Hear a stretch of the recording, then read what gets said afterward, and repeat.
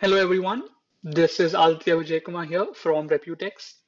In this particular video, I will be doing a brief demonstration of how exactly Reputex is issuing verifiable credentials on the Polygon ID platform and the use of Masca in the whole process. Now, before I get started, I'd like to speak a little about what Reputex is and what exactly it is that we do. About Reputex, we are the credible hub for Web3 metrics. And what that entails is that we are on a mission to help unlock Web3's potential through credible metrics and advanced analytics.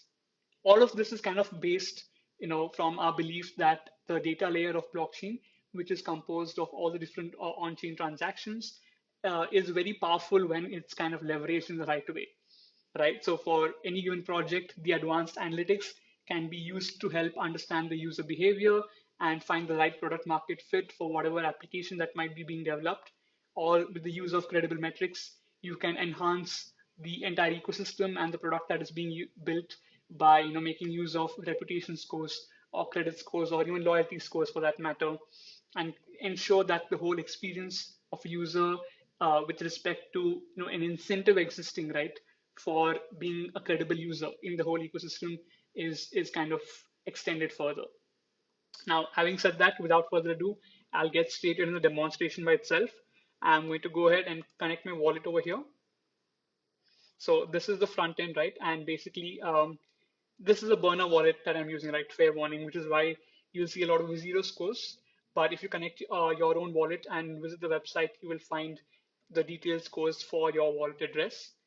In this Reputex chain breakdown section, we can kind of see the different chains that we support here at Reputex as of now. There are like 5 different chains, and we are very much chain agnostic on that front. As time progresses, we will be adding a lot more chains and support for many different networks. Having said that, we get a brief overview of all the scores on the different networks. If we click here on switch view, we can access a much more detailed insight as to how the scores are kind of composed and how they look like. So there are 4 different categories on each of the networks. These categories are DeFi score, meta score, credibility score, social impact score. And if I click on any one of them, I can kind of expand and see the different modules which are composed of, which kind of make up the entire category. So the way it works is the weighted sum of all the modules gives us the category score, and the weighted sum of the category scores gives us network score, so on and so forth. Basically, that allows us to create a lot of customizable and programmable scores. So that increases the universal applicability of these scores, right? And basically, any given application based on the requirements, you can kind of customize the scores to fit in very well into that project. This is like one of our first credible metrics to go live. We have another credible metric which is called as the hodl score. So as the nomenclature might suggest, hodl score is all about tokens and the holding or hodling ability of a particular wallet. So over here we kind of quantify a particular wallet addresses loyalty and commitment to any given token project by tracking how long they have been holding a token, as well as the value of the token held, and consider other factors like price volatility and overall returns, certain things like that. It's actually a very comprehensive formula, and the best part is that it can easily be extended to any given new token project and add support for them as well. All right, so getting to the crux of the demonstration, which is the actual Polygon ID credentials and the issuing of them. So this is a particular screen, and I'd like to kind of draw attention to the top right section over here, which says there are 14 total claimed credentials. That's the 14 is the count, and I have 2 valid credentials that are active as of now. So the reason there's a disparity in this number is basically to do with how exactly at Reputex we are issuing these credentials. At any given point of time, there can be only one credential of a certain type that can be active. So I'll just repeat that for clarity. There can only be one credential of any given type that can be active at any given point of time. So the reason it's this is so that a verifier who is kind of going to be consuming these Reputex VCs can always be sure that the credential being presented is the latest one. The users cannot kind of use an outdated credential and misrepresent it to be the latest one and kind of try to spoof around the system. And what exactly happens over here is as soon as I request for a new credential, the previous credential will get revoked. So in this demo, I will be requesting for a new Uniswap credibility credential. And the previous one I have was issued at 5:59 p.m. And we will see that this particular time will change as soon as I request for a new one because the old one will get revoked. So there'll be only the latest one which is going to be active. Having said that, let's get to the demo itself. I'm going to click on this new credentials button. This will give me a modal with the drop down. And here are the different options of the the credentials currently offered by Reputex. I'm going to go ahead and select Uniswap credibility credential. Now I'll actually dive a bit deeper into what exactly this credential is in a few moments. I'll show an entire slide about it, but just giving a brief gist of it, this credential is completely targeted towards the users of Uniswap, right? And it's all about the different interactions within the Uniswap ecosystem that are possible. They're all kind of tracked and quantified in different different numeric representations, and that's what makes up this particular credential over here. So I'm going to go ahead and click on generate new. What happens in the background is that basically the data for this particular wallet address is all updated. So the latest transactions are fetched, right? And all the different module scores are recalculated. Based on this recalculation, the credential subject is kind of created after that.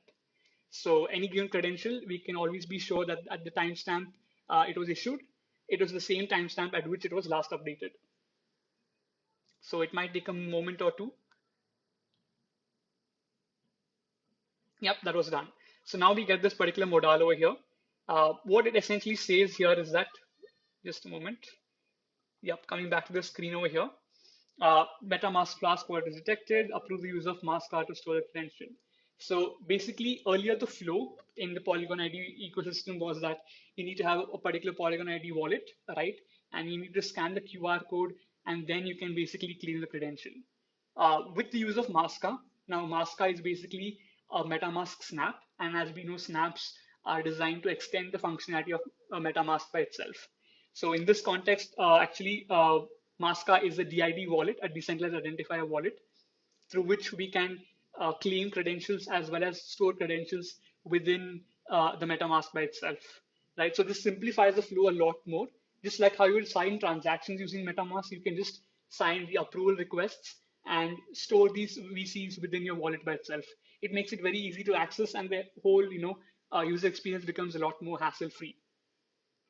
So since I have it installed, I have a prompt over here, but Masca can be installed quite easily by going to masca.io or also visiting snaps.metamask.io and kind of searching and finding Masca.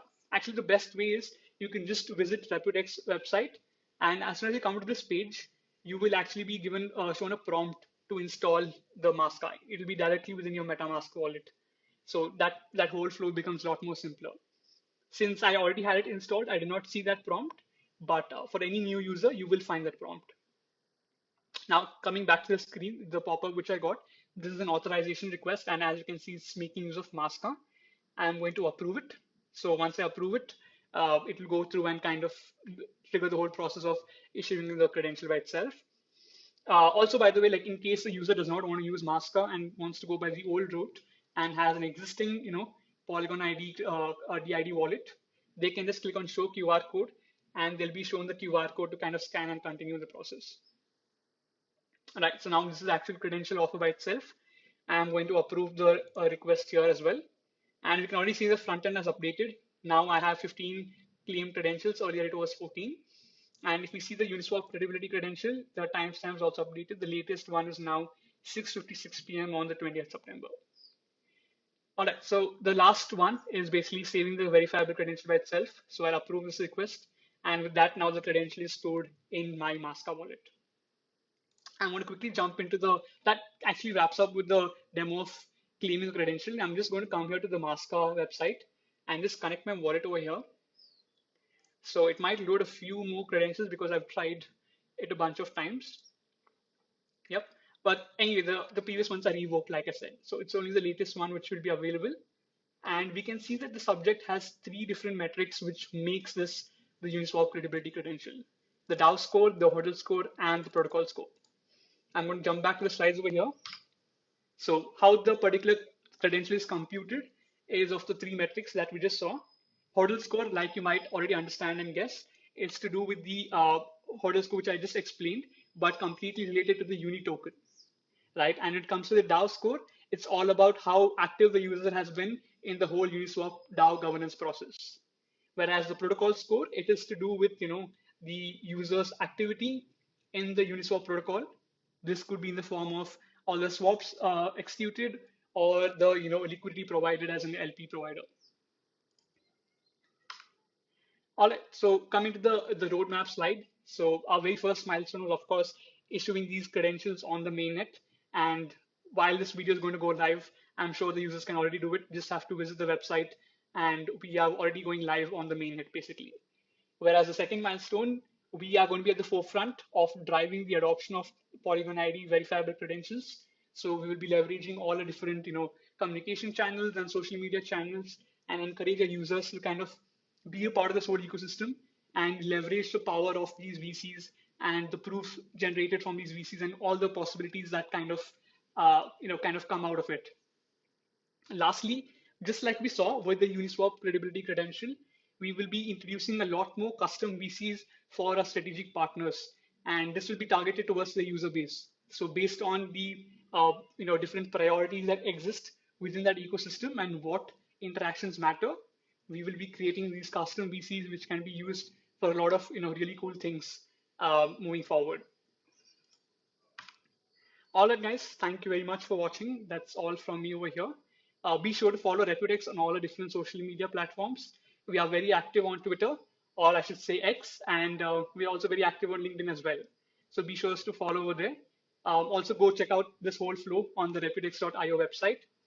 Please do share your thoughts and feedback by joining our Discord server and telling us about how your experience of this whole process was. That's all from me once again. Thank you very much.